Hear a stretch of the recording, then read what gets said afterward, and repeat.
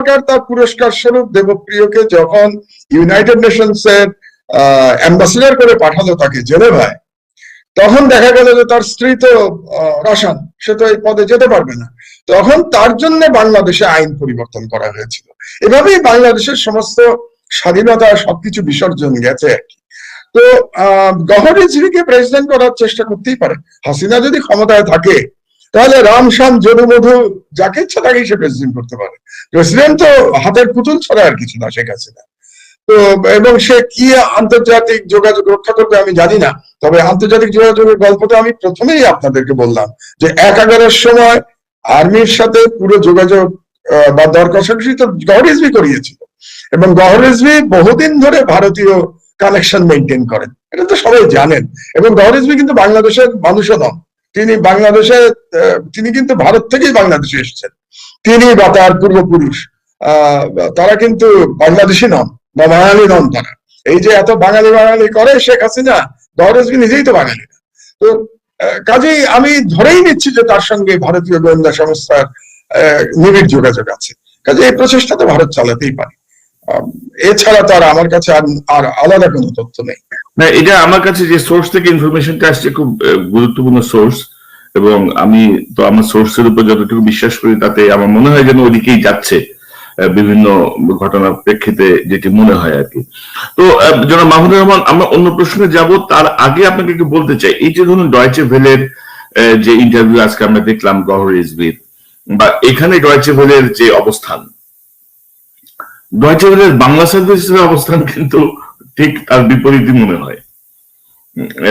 আমাদের বিবিসির বাংলা সার্ভিসের অবস্থান, আমাদের ভয়েস অফ আমেরিকার বাংলা সার্ভিসের অবস্থান কেন যেন মানে হাসিনা মুখী, হাসিনার প্রতি এক ধরনের আনুগত্য তারও প্রদর্শন করতে চায়।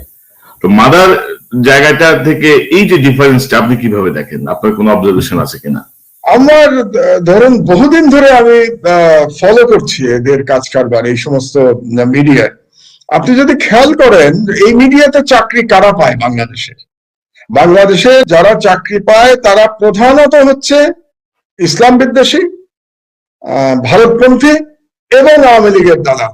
এদের বাইরে কিন্তু এখানে চাকরি পাওয়া খুব ডিফিকাল্ট, এবং প্রত্যেকে বেশিরভাগই তাই। দু একজন ব্যতিক্রম থাকতে পারেন, যেমন ভয়েস অফ আমেরিকাতে মতিউর রহমান চৌধুরী আছেন, মানব জমিন, তাকে আমি এর মধ্যে ফেলতে চাচ্ছি না, বা তিনিও কিন্তু ছাত্রলীগের লোক।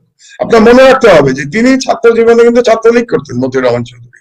কাজে এই ধরনের ব্যাকগ্রাউন্ডের লোকই বিবিসি, ডয়েচে ভেলে, এবং ডয়েচে ভেলেতে যে আছে সে সারা জীবন শেখ হাসিনার পক্ষ অবলম্বন করেছে। সে যখন বাংলাদেশে সাংবাদিকতা করতো। আসসালামু আলাইকুম, আপনাদের সবাইকে স্বাগত জানাচ্ছি আমি কনক সরোয়ার আজকের আলোচনায়। দর্শক, আজকে আমরা কথা বলবো সাম্প্রতিক সময়ের বিভিন্ন বিষয়, যেগুলো আপনারা ইতিমধ্যে অনেকে জানেন, অনেকে প্রত্যাশা করছেন আর একটু বিশদ বিশ্লেষণের, আর একটু আপনাদের বোঝার সুবিধার জন্য আজকে আমরা সাম্প্রতিক সময়ে ডয়েচে ভেলেতে প্রধানমন্ত্রীর উপদেষ্টা গওহর রিজভীর যে ইন্টারভিউ সেটি সম্পর্কে কথা বলবো, আল জাজিরার যে রিপোর্ট সেটির কিছু প্রতিক্রিয়া নিয়ে কথা বলবো, এবং আপনারা জানেন যে সাম্প্রতিক সময় শহীদ প্রেসিডেন্ট জিয়াউর রহমানের রাষ্ট্রীয় খেতাব বাতিলের বিষয়ে মুক্তিযোদ্ধা কাউন্সিল একটি সিদ্ধান্ত নিয়েছে, সে বিষয়টি নিয়ে কথা বলবো। এবং আজকে আমাদের অতিথি বরাবরের মতো আপনাদের অত্যন্ত জনপ্রিয় মুখ জনাব মাহমুদুর রহমান, মজলুম সাংবাদিক। আপনারা অনেকেই বলেন যে আমি শুধু মাহমুদুর রহমানকে মজলুম সাংবাদিক, সম্পাদক বলে পরিচয় করিয়ে দিই। তার অনেক পরিচয় আছে, তার এত পরিচয় আমি মনে করি যে দেওয়ার দরকার নেই। আপনারা সবাই জানেন তিনি একজন বুয়েটের পাশ করা একজন সিরামিক ইঞ্জিনিয়ার। তিনি বিনিয়োগ বোর্ডের উপদেষ্টার দায়িত্ব পালন করেছেন, তিনি জ্বালানি উপদেষ্টার দায়িত্ব পালন করেছেন, তিনি বাংলাদেশের বৃহৎ কর্পোরেট হাউস দীর্ঘদিন ধরে চালিয়েছেন। তো নানা অভিজ্ঞতা সমৃদ্ধ জনাব মাহমুদুর রহমান, তার সর্বশেষ পরিচয় বা যে পরিচয় আমি মনে করি তিনি নিজেও পরিচিত হতে ভালোবাসেন, একজন লেখক, একজন সাংবাদিক, একজন সম্পাদক। তো মাহমুদ ভাই, আপনাকে স্বাগত জানাচ্ছি। আসসালামু আলাইকুম, ধন্যবাদ। ওয়ালাইকুম আসসালাম মাহমুদ ভাই। মাহমুদ ভাই, আপনি জানেন যে সাম্প্রতিক সময়ে আল জাজিরার যে রিপোর্টটি প্রকাশ হয়েছে সেটি নিয়ে সরকারের একটি মাথা খারাপ অবস্থা আমরা দেখছি। তো সরকারের থেকে তার পারিষদ, তার অনুগত দালাল বৃন্দের ভূমিকা আরো তীব্র, তারা ইচ্ছে মতো নানা রকম ভাবে কথা বলছে। এরই মধ্যে গতকাল ডয়েচে ভেলেতে আমাদের অবৈধ প্রধানমন্ত্রী যদি বলি, তার উপদেষ্টা গওহর রিজভী একটি সাক্ষাৎকার দিয়েছেন। When you talk about torture, there is no documented evidence of torture to the best of my knowledge. I'm sure you want to change the subject, Dr. Rizvi, No. and I'm sure you want to talk good things about your country because that's what you're paid to do. That's why you're a government. That's why you're a government advisor. ডয়েচে ভেলের এই ইন্টারভিউতে মূলত আমি যেটা বুঝলাম, তাকে কিন্তু আনা হয়েছে প্রধানমন্ত্রী, রাষ্ট্রের একজন গুরুত্বপূর্ণ উপদেষ্টা এবং একজন একাডেমিক হিসেবে।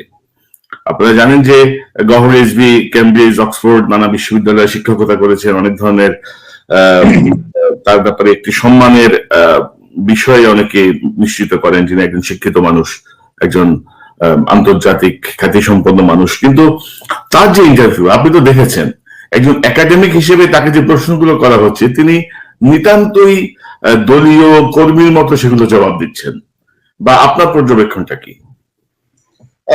তিনি একাডেমিক তো বটেই, এটা তো মানতেই হবে। শুধু আপনি অক্সফোর্ড কেমব্রিজের কথা বললেন, তিনি হার্ভার্ডেরও শিক্ষক ছিলেন, কিন্তু তিনি তার একাডেমিক যে সম্মান সেটা হারিয়েছেন অনেক আগে। এবং কবে হারিয়েছেন এটা একটু স্মরণ করিয়ে দেই আপনাকে।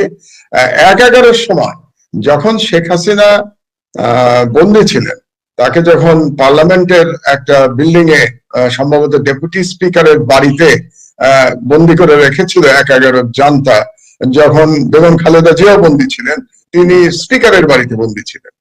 তো সেই সময় জেনারেল মঈন এবং মঈন বা মাসুদ গঙের সাথে তার সাথে হাসিনার দর কষাকষি করবার জন্য গওহর রিজভীকে নিয়ে আসা হয়েছিল আমেরিকা থেকে, এবং সেইখানে দুতিয়ালি করেছিল ভারতীয় হাই কমিশন, এবং সেই দুতিয়ালিতে তৎকালীন মার্কিন সরকারেরও সায় ছিল। তো গওহর রিজভী তখন এসেছিলেন বাংলাদেশে। আসার পরে তখন একজন মেজর জেনারেল তখন হননি, তিনি তখন ব্রিগেডিয়ার ছিলেন, ডিজিএফ এর খুবই ক্ষমতাবান ছিলেন, তার নাম আমিন, ব্রিগেডিয়ার আমিন নামে সবাই তাকে চিনত। তো সেই ব্রিগেডিয়ার আমিন তাকে নিয়ে জেলখানার মধ্যে হাসিনার সাথে মিটিং করিয়েছিলেন, এবং এই মিটিং এর ফলশ্রুতিতেই কিন্তু হাসিনা পরবর্তী সময় বিদেশে যেতে রাজি হলো। আপনার তো মনে আছে যে জেল থেকে বেরোনোর পরে সে বিদেশে চলে গেছিল, এবং তারপরে আবার সে প্রণব মুখার্জির সহায়তায় বাংলাদেশে ফিরে এসেছিল। এবং সেই সময় বিদেশে যাওয়ার আগে সে বিমানবন্দরে বলে গেছিলেন শেখ হাসিনা যে মঈন ফখরুদ্দিন সরকারের সকল কাজকে তিনি আগাম বৈধতা দিয়েছিলেন। আপনাদের নিশ্চয়ই মনে আছে।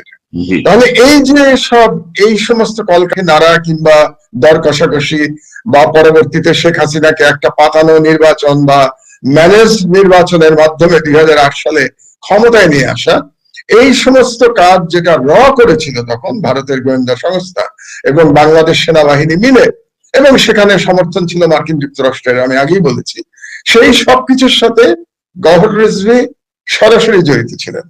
কাজে এরপরে তো তার আর একাডেমিক যে ব্যাকগ্রাউন্ডের কথা আপনি বললেন, সেই একাডেমিক ব্যাকগ্রাউন্ডের সম্মান তো তার আর থাকে না। তিনি তো এক কথায় বলতে গেলে ভারতীয় এজেন্ডা বাস্তবায়নের একজন কুশীলব ছিলেন বাংলাদেশে, এবং সেই কারণেই আজকে 12 বছর ধরে 13 বছর চলছে এখন তিনি শেখ হাসিনার উপদেষ্টার দায়িত্ব পালন করছেন।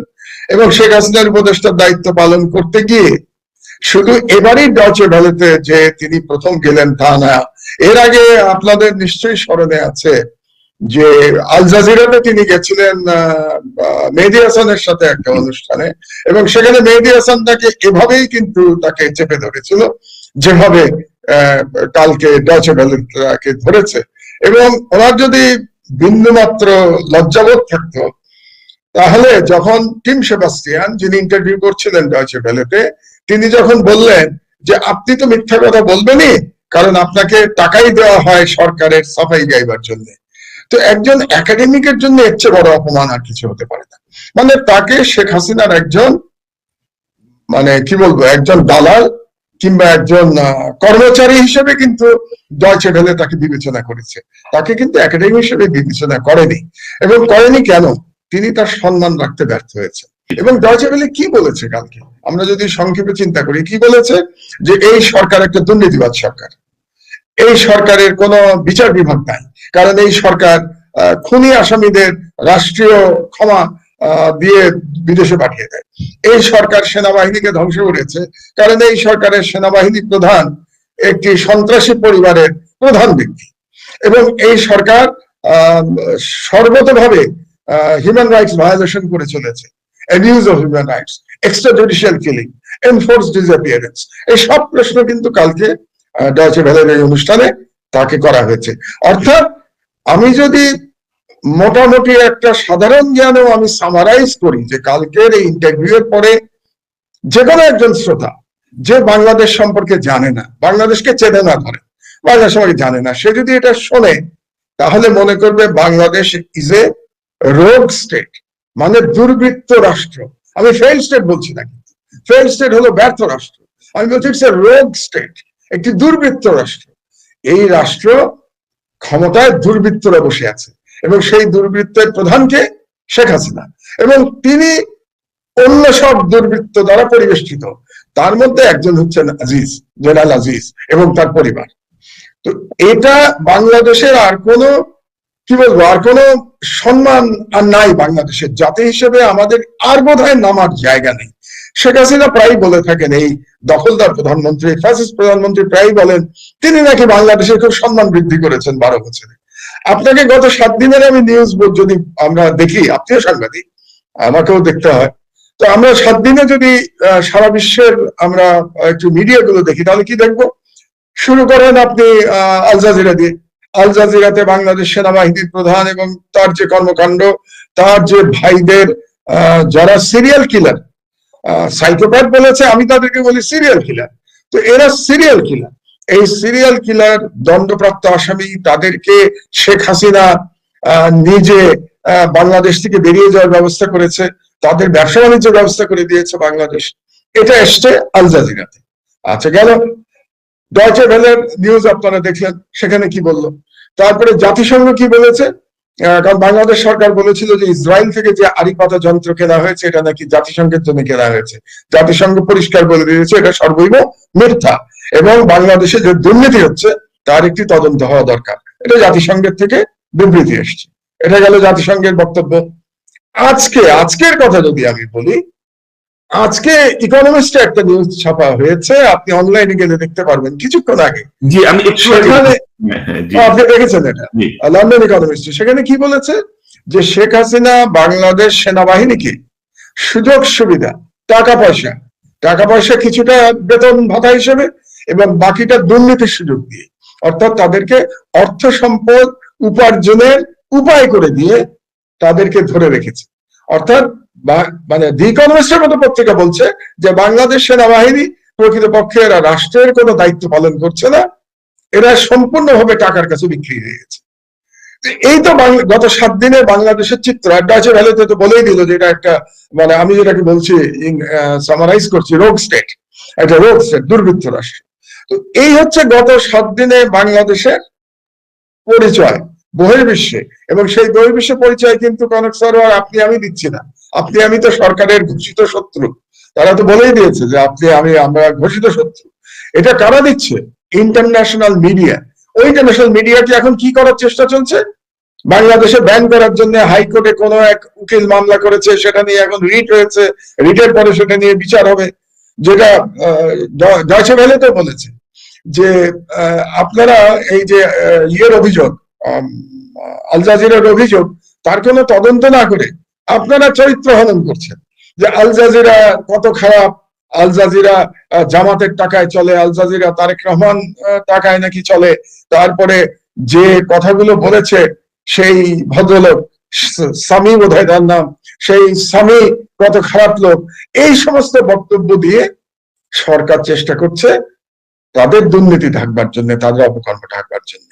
কিন্তু আন্তর্জাতিক মিডিয়া যেভাবে ধরে ফেলেছে এদের, শেখ হাসিনার ঘাড় ধরে ফেলেছে যেভাবে, আমার মনে হয় না এখান থেকে শেখ হাসিনার আর মুক্তি আছে। সমস্যা হচ্ছে জি, মাহমুদ ভাই, আপনার এই ডয়েচে ভেলের এই টিম সেবাস্টিয়ানের ইন্টারভিউতে গভর্নর রিজভী, আমি খুব টানা সকালবেলা একটু যতটুকু শুনলাম, তাতে তিনি বেশ কয়েকটি প্রশ্ন রেজ করেছেন গভর্নর রিজভী। তিনি বলেছেন যে এই যে আল জাজিরার যে প্রতিবেদন, এটার সঙ্গে প্রধানমন্ত্রীর ইনভলভমেন্ট কোথায়? প্রধানমন্ত্রীর কোনো ইনভলভমেন্ট নাই।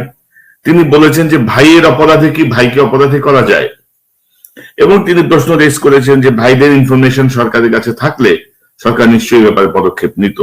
আপনি কি মনে করেন তার এই জবাবগুলো নিয়ে? আমি জবাব একটা একটা করে দিয়ে দিই আপনাকে।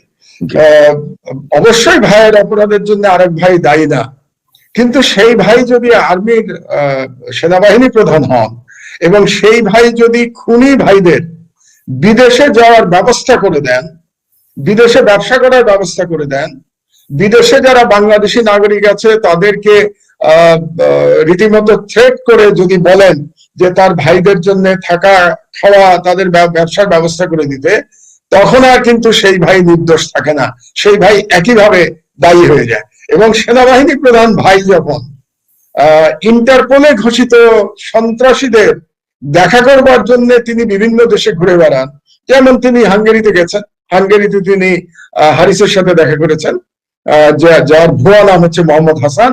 আবার তিনি মালয়েশিয়াতে গেছেন, সেখানে তিনি জোসেফের সাথে আর আনিস আহমেদের সাথে দেখা করেছেন। তখন আর কিন্তু তাকে আর নির্দোষ করার কোনো সুযোগ নেই। তার চেয়ে বড় কথা হচ্ছে যে এই ভাই যখন বিডিআর চিফ ছিলেন তখন তিনি কি করেছেন, তখন হারিস যে তার ভুয়া identity card, NID, national ID card, তার ভুয়া পাসপোর্ট, ভুয়া নামে পাসপোর্ট, এগুলো সব তিনি তার চেয়ারের শক্তি খাটিয়ে তিনি করেছেন। তখন তো তিনিও ফৌজদারি অপরাধী হয়ে গেছেন। অন্য কোনো দেশ হলে তো জেনারেল আজিজ তো অ্যারেস্ট হয়ে জেলখানায় থাকার কথা। এটা গেল একটা। আর একটাতে আসি আমরা, যে শেখ হাসিনা নাকি কিছু করেন নাই। আপনার তো মনে আছে যে তার এক ভাই জোসেফ, যে সে জেলে ছিল এবং জেলে থাকা অবস্থায় তাকে জেলখানা থেকে প্রধানমন্ত্রীর পরামর্শ অনুযায়ী, সুপারিশ অনুযায়ী রাষ্ট্রপতি সাধারণ ক্ষমা ঘোষণা করেছে।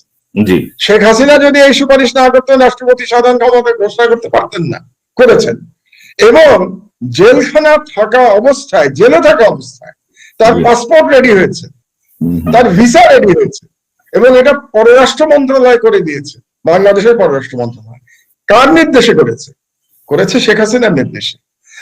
সুতরাং এই সম্পূর্ণ অপরাধের সাথে শেখ হাসিনা জড়িত, এক। 2 নম্বর, হারিস তার বক্তব্যে একটা বলেছে যে শেখ হাসিনা বলেছে যে হারিস যা করতে চায় সেটা করার জন্য যেন বাংলাদেশে সরকার তার সহযোগিতা করে, এটা শেখ হাসিনার নির্দেশ। হারিস নিজে মুখে এটা বলেছে।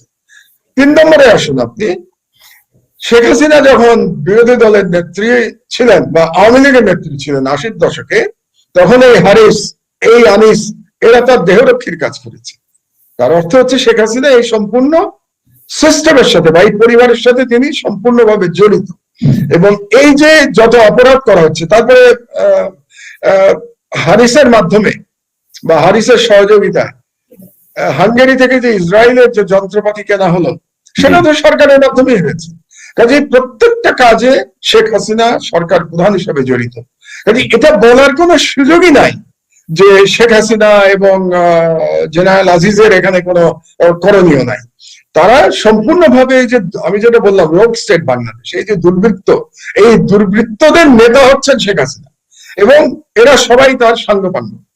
সুতরাং, এবং আপনার আরেকটা কথা মনে রাখা দরকার যে জেনারেল আজিজ টেলিফোনে তার বন্ধুকে বলেছেন যে আমার ভাইয়েরা না থাকলে আওয়ামী লীগ রাজনীতি করতে পারত না। 80-র দশকে আওয়ামী লীগ রাজনীতি করেছে তার ভাইদের ছত্র ছায়, এটা হচ্ছে জেনারেল আজিজের টেলিফোনে দাবি। তো তার ভাইদের ছত্র ছায় রাজনীতি করার অর্থ কি? অর্থ হচ্ছে সন্ত্রাসীদের ছত্র ছায় রাজনীতি করা, অর্থাৎ শেখ হাসিনা নিজেই সন্ত্রাসী। কাজে বাংলাদেশের বর্তমান সরকার এখন একটা সন্ত্রাসী সরকার, it is a state terror. এই কথাগুলো এখন আমাদের সবার বলতে হবে যে বাংলাদেশ এখন একটা স্টেট টেরর চলছে এই দেশে। সুতরাং স্টেট টেররের বিরুদ্ধে আমাদের ব্যবস্থা গ্রহণ করতে হবে, আন্তর্জাতিকভাবে ব্যবস্থা গ্রহণ করতে হবে এই শেখ হাসিনার বিরুদ্ধে। জি, জনাব মাহমুদুর রহমান, আপনি যেটি বলছিলেন তার সঙ্গে আমি যদি একটু সাপ্লিমেন্ট করি, একজন সেনা প্রধান, একজন দেশ রক্ষা বাহিনীর প্রধান হিসেবে তার সন্দেহভাজন পলাতক ভাইদের তার উচিত ছিল আইনে সুপর্দ করা, আইনের মাধ্যমে আইনে সুপর্দ করা, তিনি সেটি না করে ভুয়া পাসপোর্ট বানিয়ে দিয়েছেন, ভুয়া জাতীয় পরিচয়পত্র বানিয়ে দিয়েছেন, নাম পরিবর্তন করে দিয়েছেন। পাশাপাশি শেখ হাসিনার প্রসঙ্গে আপনি বলছিলেন, এবং আমি যদি একটু যোগ করি যে কর্নেল শহীদের সঙ্গে জেনারেল আজিজের যে ফোন আলাপ, সেখানে জেনারেল আজিজ বলছেন যে রাষ্ট্রপতি তাকে 9 মাস আগেই কনফার্ম করেছে যে he will be the next army chief, এবং এই সময়ের মধ্যেই তার ছোট ভাই জোসেফকে ক্ষমা টমা করে যেন তার এই পদটাকে একটু নিষ্কলুষ করা হয়। তো তাতেই তো বোঝা যায় যে প্রধানমন্ত্রীর পরামর্শ ছাড়া তো রাষ্ট্রপতি এই কাজ করে নাই, রাষ্ট্রপতির সেই ক্ষমতাই নাই। সো প্রধানমন্ত্রীর ইনভলভমেন্ট নাই, এই কথাটা বোঝার জন্য কি আমাদেরকে কি রকেট সায়েন্স পড়তে হবে কিনা আল্লাহ জানে। না, এগুলো হচ্ছে খড়কুটো ধরে বাঁচার প্রচেষ্টা। মানুষ যখন ডুবে যায় সমুদ্রে, তখন খড়কুটো ধরে বাঁচতে চায়। তো এই সরকার তাদের কুকর্মের সমুদ্রে নিজেরাই ডুবে যাচ্ছে। তো এখন সেখান থেকে বাঁচার জন্য গওহর রিজভী এই ধরনের একজন বয়স্ক মানুষ, আমারই বয়স হয়েছে, আমারই 67 বছর বয়স, গওহর রিজভীর বয়স বোধহয় 75-এর কাছাকাছি। এই ধরনের একজন বৃদ্ধ ব্যক্তি, একজন আপনি বললেন একাডেমিক, অবশ্যই তিনি বড় বড় জায়গায় প্রফেসর ছিলেন, তিনি কিভাবে এই ধরনের মিথ্যা দাবি করতে পারেন? এটা ভাবা যায় না।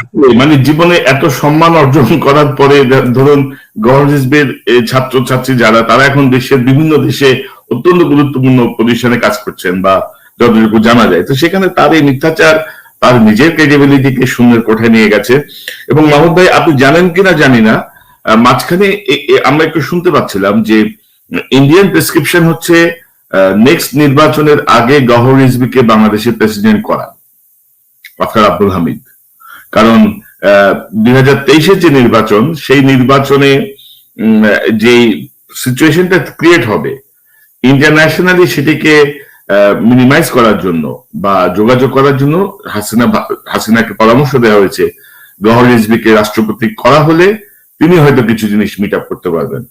এবং পাশাপাশি আপনাকে বলে রাখি, গওহর রিজভী কিন্তু ব্রিটিশ সিটিজেন, এবং তিনি তার এই পাসপোর্ট জমা দিয়েছেন বা নাগরিকত্ব ত্যাগ করেছেন, সেরকম তথ্য কিন্তু আমাদের কাছে নাই। আপনি যদি একটু মন্তব্য করেন। না, এখানে বড় কথা হলো যে 2023 পর্যন্ত এই দখলদার প্রধানমন্ত্রী যদি রাষ্ট্র ক্ষমতায় থাকে, তাহলে আমাদের আর মুখ লুকানোর জায়গা থাকবে না।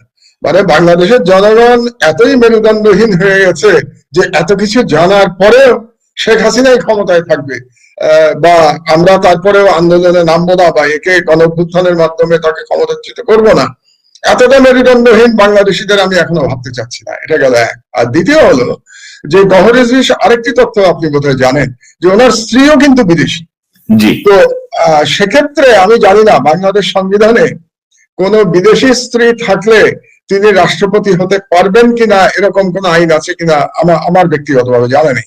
একসময় আইন ছিল যে আপনি অ্যাম্বাসেডর পদে যদি যান, তাহলে বিদেশি স্ত্রী থাকলে আপনি অ্যাম্বাসেডর হতে পারবেন না। এই আইনটি পরিবর্তন করা হয়েছিল 1/11-এর সময়, এবং বিশেষ এক ব্যক্তির জন্য। তিনি হলেন সিপিডির দেবপ্রিয় ভট্টাচার্যের স্ত্রী রাশান। তো 1/11-র যে ষড়যন্ত্র, এটার সাথে দেবপ্রিয় জড়িত ছিল। দেবপ্রিয়, প্রথম আলোর কি নাম, মতিউর রহমান, ডেইলি স্টারের মাহফুজ আলম, এরা সবাই জড়িত, এরা তো এক গ্রুপ, এরা সবাই জড়িত ছিল। তো 1/11-এর সরকার তার পুরস্কার স্বরূপ দেবপ্রিয়কে যখন ইউনাইটেড নেশনস এর অ্যাম্বাসেডর করে পাঠালো তাকে জেনেভায়, তখন দেখা গেল যে তার স্ত্রী তো রাশান, সে তো এই পদে যেতে পারবে না। তখন তার জন্য বাংলাদেশে আইন পরিবর্তন করা হয়েছিল। এভাবেই বাংলাদেশের সমস্ত স্বাধীনতা, সবকিছু বিসর্জন গেছে আর কি। তো গওহর রিজভীকে প্রেসিডেন্ট করার চেষ্টা করতেই পারে। হাসিনা যদি ক্ষমতায় থাকে, তাহলে রাম শ্যাম যদু মধু যাকে ইচ্ছা তাকেই সে প্রেসিডেন্ট করতে পারে। প্রেসিডেন্ট তো হাতের পুতুল ছাড়া আর কিছু না শেখ হাসিনা। তো এবং সে কি আন্তর্জাতিক যোগাযোগ রক্ষা করবে আমি জানি না, তবে আন্তর্জাতিক যোগাযোগের গল্পটা আমি প্রথমেই আপনাদেরকে বললাম যে 1/11-এর সময় আর্মির সাথে পুরো যোগাযোগ বা দর কষাকষি তো গওহর রিজভী করিয়েছিল, এবং গওহর রিজভী বহুদিন ধরে ভারতীয় কানেকশন মেনটেন করেন, এটা তো সবাই জানেন। এবং গওহর রিজভী কিন্তু বাংলাদেশের মানুষও নন, তিনি কিন্তু ভারত থেকেই বাংলাদেশে এসেছেন। তিনি বা তার পূর্বপুরুষ তারা কিন্তু বাংলাদেশি নন বা বাঙালি নন। তারা এই যে এত বাঙালি করে শেখ হাসিনা, গওহর রিজভী নিজেই তো বাঙালি না। তো কাজেই আমি ধরেই নিচ্ছি যে তার সঙ্গে ভারতীয় গোয়েন্দা সংস্থার নিবিড় যোগাযোগ আছে। কাজে এই প্রচেষ্টা তো ভারত চালাতেই পারে, এছাড়া তো আর আমার কাছে আর আলাদা কোনো তথ্য নেই।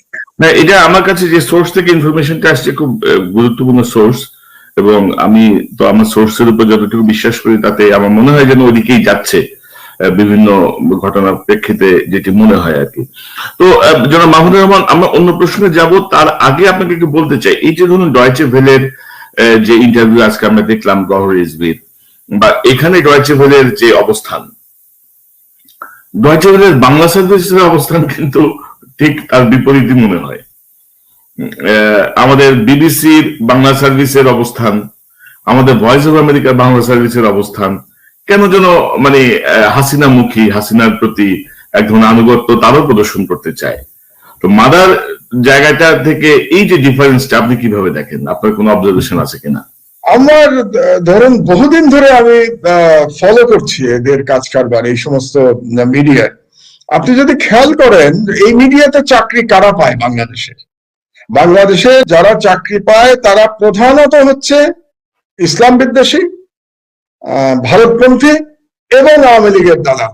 এদের বাইরে কিন্তু এখানে চাকরি পাওয়া খুব ডিফিকাল্ট, এবং প্রত্যেকে বেশিরভাগই তাই। দু একজন ব্যতিক্রম থাকতে পারেন, যেমন ভয়েস অফ আমেরিকাতে মতিউর রহমান চৌধুরী আছেন, মানব জমিন, তাকে আমি এর মধ্যে ফেলতে চাচ্ছি না, বা তিনিও কিন্তু ছাত্রলীগের লোক। আপনার মনে রাখতে হবে যে তিনি ছাত্র জীবনে কিন্তু ছাত্রলীগ করতেন, মতিউর রহমান চৌধুরী। কাজে এই ধরনের ব্যাকগ্রাউন্ডের লোকই বিবিসি, ডয়েচে ভেলে, এবং ডয়েচে ভেলেতে যে আছে সে সারা জীবন শেখ হাসিনার পক্ষ অবলম্বন করেছে। সে যখন বাংলাদেশে সাংবাদিকতা করতো, সম্ভবত সে প্রথম আলোতে ছিল, আমি যদি ভুল না বলে থাকি, সে প্রথম আলো সাংবাদিক ছিল। তারপরে সে সালমান রহমানের ইন্ডিপেন্ডেন্টে গেছিল। কাজেই এর পুরোটা সময়ই সে কাজ করেছে ভারতের স্বার্থ রক্ষায়। এবং আপনার নিশ্চয়ই মনে আছে যখন হেফাজতের আন্দোলন হয় বা শাহবাগের সেই নাস্তিক্যবাদী শাহবাগী গ্রুপের অভ্যুত্থান ঘটে, তখন কিন্তু এই ভদ্রলোক তিনি পুরোপুরি শাহবাগের পক্ষে অবস্থান নিয়েছিলেন। এবং তার যে টেলিভিশন, তখন তিনি ইন্ডিপেন্ডেন্ট সালমান রহমানের টেলিভিশনে তিনি প্রতিনিয়ত হেফাজতের বিরুদ্ধে বিষোদ্গার করতেন। তিনি আমারও অনেক বিষোদ্গার করেছেন, কারণ আমার দেশের অবস্থান ছিল হেফাজতের পক্ষে। তো সেই কারণে আমি জেলে থাকা অবস্থাতেও তিনি প্রচুর অনুষ্ঠান করেছেন।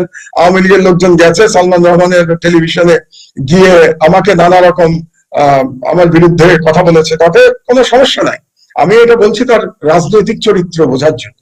তো প্রত্যেকটি জায়গাতেই কিন্তু এই অবস্থা, এই সমস্ত এই সমস্ত চ্যানেলগুলোতে। এবং যখনই কোনো অন্য ভিন্ন মতের লোকজন যায় সেখানে, তখন কিন্তু বাংলাদেশ সরকারের তরফ থেকে লবি নিয়োগ করা হয় তারা যেন ওখানে চাকরি করতে না পারে। যেমন একটা নাম আপনাকে বলি, ডক্টর মাহমুদ আলী। ডক্টর মাহমুদ আলী বিবিসিতে ছিলেন,